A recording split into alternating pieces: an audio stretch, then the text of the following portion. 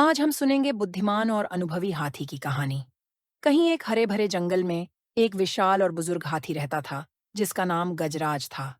एक समय था जब गजराज अपनी ताकत और बुद्धिमत्ता के लिए पूरे जंगल में जाना जाता था।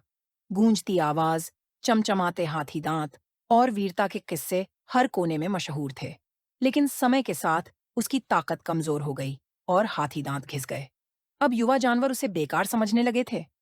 वो तो बस एक बूढ़ा हाथी है, अब किस काम का? एक तेज तर्रार बंदर, चिंपू, मुंह बनाकर बोला। सही कहा, अब तो वो बस जगह घेरता है। चमकीले पंखों वाले तोते ने भी अपनी सहमति दी। इन कड़वे शब्दों से दुखी होकर गजराज अकेले नदी किनारे अपना समय बिताने लगा। वह अपने पुराने सुनहरे दिनों को याद करता, लेकिन शिकायत कभी नहीं करता। वह जानता था कि समय बदल चुका है। एक दिन जंगल के जानवरों के लिए एक बड़ा संकट आ खड़ा हुआ। नदी, जो सभी जानवरों का जीवन थी, अचानक सूख गई। हर तरफ अफरा तफरी मच गई। अब क्या होगा? हम पानी के बिना कैसे झेंगे? चिंतित हिरन ने कहा। हमें कुछ करना होगा, जंगली सुअर ने जोर से चिल्लाया। युवा जानवर इधर उधर भागने लगे और एक दूसरे से बहस करने लगे। चिंपू ने सुझाव दिया, हम जमीन में गहरा गड्ढा खोदते हैं, शायद पानी मिल जाए। नहीं, हमें दूसरी नदी ढूंढनी चाहिए, तोते ने अपनी राय दी। लेकिन उनकी सारी योजनाएं असफल रहीं। जंगल के जानवर निराश हो गए। दूर से इस अफरा तफरी को देखते हुए गजराज धीरे धीरे जानवरों की सभा की ओर बढ़ा। उसकी भारी चाल की आवाज ने सबका ध्यान खींचा। गजराज ने अपनी गहरी शांत आवाज में कहा, बहुत समय पहले, जब मैं युवा था, इसी नदी ने गर्मियों में सूखना शुरू कर दिया था। तब मेरे झुंड ने एक पुराने बरगद के पेड़ के पास एक भूमिगत झरना खोजा था। यदि हम वहां खोदें, तो शायद हमें पानी फिर से मिल जाए। युवा जानवरों ने अविश्वास से एक दूसरे को देखा। क्यों भरोसा करें इस बूढ़े पर? चिंपू बुदबुदाया। लेकिन एक छोटी समझदार खरगोश, गुड्डी, ने आगे आकर कहा, हमें क्या नुकसान होगा? गजराज ने इस जंगल में हमसे अधिक समय बिताया है। अगर किसी को इस जंगल के रहस्य पता है, तो वो वही है। आखिरकार जानवरों ने सहमति जताई।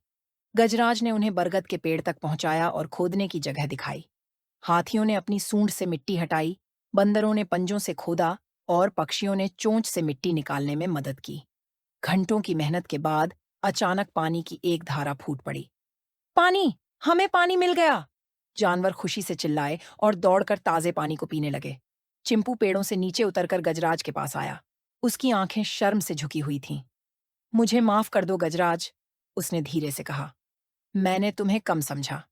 तुम्हारी बुद्धिमानी के बिना हम सब मर जाते। तोते ने भी सिर झुका लिया।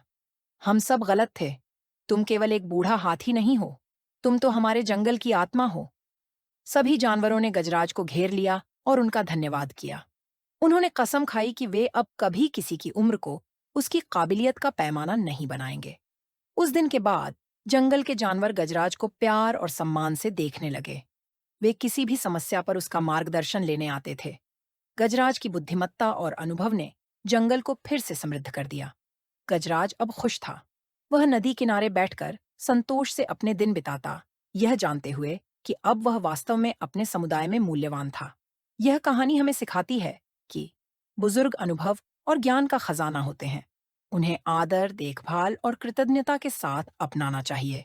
अगर आपको हमारी कहानी पसंद आई, तो लाइक करें और हमारे चैनल को जरूर सब्सक्राइब करें।